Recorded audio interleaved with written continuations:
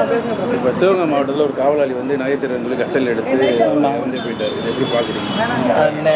நேற்றும் நடந்தது நியூஸ் நானும் பார்த்தேன். அது வந்து ஏதோ நகை வந்து கோயிலில் திருடு போச்சுன்னு சொல்லிட்டு அந்த கோயிலே வேலை பார்க்குற ஊழியர் தான் வந்து அடிச்சுட்டு இது விசாரித்து கொண்டு போயிட்டு, ஆனால் என்ன ஸ்டேஷனில் கூட இல்லாமல் கோயிலே வந்து விசாரித்து அடித்தது வந்து அது என்ன காரணம் தெரில. அவங்க முறைப்படி ஸ்டேஷனில் கூப்பிட்டு போயிட்டு அவங்க விசாரித்து என்ன இது அவங்களுக்கு 1008 டென்ஷன் இருக்கட்டும். எவ்வளோ குற்றம் பண்ணுறாங்க எல்லாம் பண்ணுறாங்க. அவன் தப்பே பண்ணி இருக்கட்டுமே, அதுக்கான தண்டனையை வாங்கி கொடுவேன் தான் போலீஸோட கடமை. இருக்கிற ப்ரெஷர் எல்லாம் அவங்க மண்டையில் ஏற்றினா அதை வந்துட்டு யார் மேலே காட்டுறதுன்ட்டு அப்பாவி மக்கள் மேலேயோ இல்லை இதுவோ காட்டாதீங்க அந்த விஷயம். ஏன்னா பொதுமக்கள் உங்களை நம்பி தான் இருக்கிறோம். போலீஸ் உங்கள் நண்பன் நீங்கள் சொல்கிறீங்க, நாங்கள் உங்களை நம்பி தான் ரோட்டில் நடக்கிறோம். புரியுதுங்களா? நான் எதோ ஒரு பிரச்சனைனாலும் நாங்கள் முதல்ல போய் நிற்கிறது போலீஸுக்கிட்ட தான். நீங்களே வந்துட்டு ஒரு அதிகாரத்தை வந்து ஒன்றும் இதுவாக எடுத்திங்கன்னா நாங்கள் எங்கே போய் யார்கிட்ட போய் சொல்ல முடியும்? இப்போ போலீஸ் இப்போ தகுந்தாலும் திருப்பி நாங்கள் அதே போலீஸுக்கிட்ட தானே போலீஸ் மேலே கம்ப்ளைண்ட் கொடுக்க வேண்டியதாக இருக்குது. திருப்பி சுற்றி அங்கே தான் வரணும். அதனால் வந்து பொதுமக்களை வந்து கொஞ்சம் குற்றமே செஞ்சுருந்தாலும் அதோட எவ்வளோ குற்றம் செஞ்சவங்களாம் இருக்கிறாங்க. அவன் சப்போஸ் உண்மையே தப்பே பண்ணியிருந்தா கூட அது கொஞ்சம் பொறுமையாக பார்த்து பண்ணிக்கிறேன். ஏன்னா உயிர் போயிடுச்சு இல்லை, அதனால சொல்கிறேன். ஆனால் அவன் தப்பு பண்ணே நம்மளுக்கு தெரியாது, அவங்களுக்கு அதான் தெரியும். அது தப்பே பண்ணியிருந்தாலும் கோயில் உள்ளன்னும் போது அது பெரிய விஷயம் தானே. இதே இப்போ இந்து கோயில்ன்னும் போது கொஞ்சம் இதே வேறு கோயிலாக இருந்தால் ஒன்றும் பெரிய பிரச்சனை கலப்புவாங்க. இதனால சரி நம்ம லபலபன்னு கத்திட்டு விட்டாங்க. இப்போ இது சர்ச்சில் மசூதிலே அப்படி பண்ணால் அங்கங்கே அது அப்படி எங்கள் ஒரு இதில் புனிதமான இடத்த வந்து நீங்கள் இது போய் பண்ணிட்டீங்களே அப்படின்னு 1008 கேள்வி கேட்பாங்க. அதுமாரி போலீஸ் வந்துட்டு அவங்க தான் பாதுகாப்பு கொடுக்குறது, அவங்க தான் மக்களை காப்பாற்றுறது. அதனால் கொஞ்சம் உங்களுக்கு 1008 எவ்வளோ டென்ஷனாக இருக்கட்டுமே, அதை வந்து அப்பாவி மக்கள் மேலே காட்டாமல் உங்களை நம்பி இருக்கிறாங்கன்னு இப்போ அதிகாரிங்க அவங்கள ப்ரெஷர் பண்ணுறாங்க, புரியுது. அதை கொஞ்சம் பொறுமையாக டீல் பண்ணுங்கள். சொன்னீங்க அதிகாரிகள் ப்ரெஷர் கொடுக்குறாங்க. இதே இது ஒரு கவுன்சிலர் பையனோ ஒரு எம்எல்ஏ பையனோ இந்த அமைச்சர் பையனோ இந்த மாதிரி இருந்தால் இந்த மாதிரி எப்படி அடிப்பாங்களா? அதுதாங்க இப்போ அந்த சொல்கிறீங்களா, அதுக்காக தான் சொல்கிறேன்.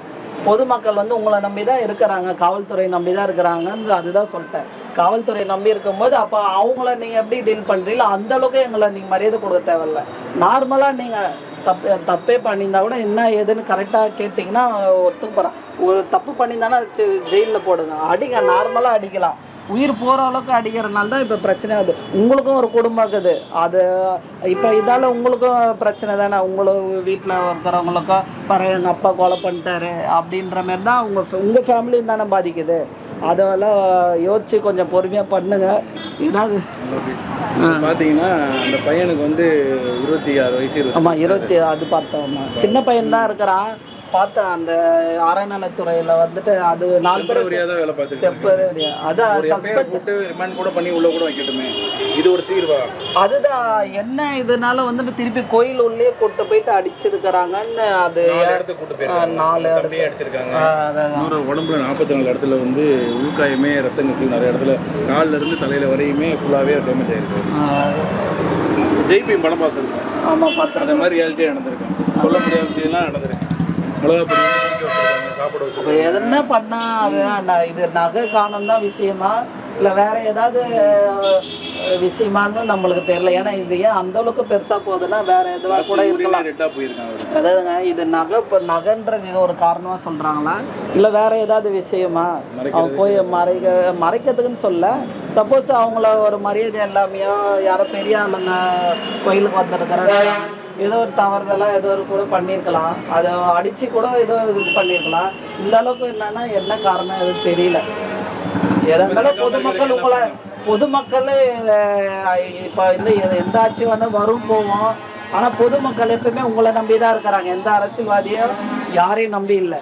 பொதுமக்கள் முதல்ல யாரை நம்பி இருக்கிறாங்கன்னா காவல்துறை தான் நம்பி இருக்கிறாங்க. பொதுமக்களை பாதுகாத்து உங்கள் தான் நீங்கள் அதிகாரிக்கு. ஆனால் எங்கே சுற்றினாலும் கட்சியில் பொதுமக்கள் தான் எங்கள் தான் வரீங்க.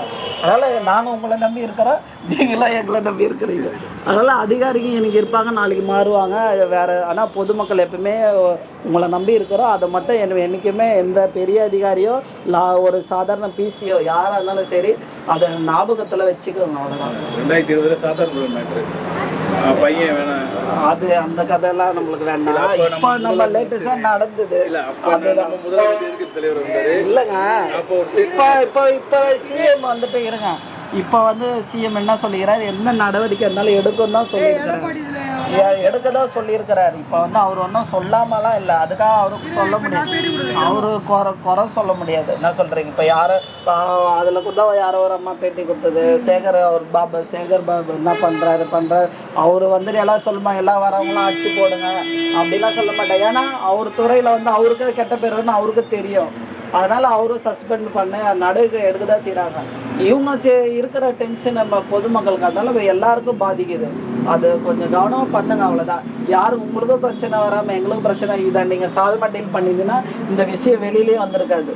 எவ்வளோ பிரச்சனை நீங்கள் சைலண்ட்டாக முடிக்கிறீங்க, இந்த பிரச்சனை சைலண்ட்டாக அழகாக முடிச்சுட்டு போயிருக்கலாம். இப்போ உங்களுக்கு தானே கெட்ட பேர், காவல்துறைன்ட்டு அந்த அதிகாரி உங்கள் ப்ரெஷர் கொடுத்த அதிகாரி விட்டுருவாங்க. இப்போ உங்கள் மேலே காவல்துறை உங்களை தானே முன்னாடி எடுத்து வைக்கிறாங்க. அது என்றைக்குமே ஞாபகம் வச்சுக்கோங்க. எவ்வளோ பெரிய ஆளுங்க எவ்வளோ சொன்னாலும் பொதுமக்களே என்ன குற்றம் பண்ணியோ தப்பு பண்ணியிருந்தால் அது நடவடிக்கை கண்டிப்பாக எடுங்க, யாரும் வேணான்னு சொல்ல. அதுக்கு என்ன தண்டனையோ அது கொடுங்க, பண்ணுங்கள். ஆனால் உயிர் போகிற அளவுக்கு மட்டும் எதுவும் பண்ணாதீங்க, அவ்வளோதான்.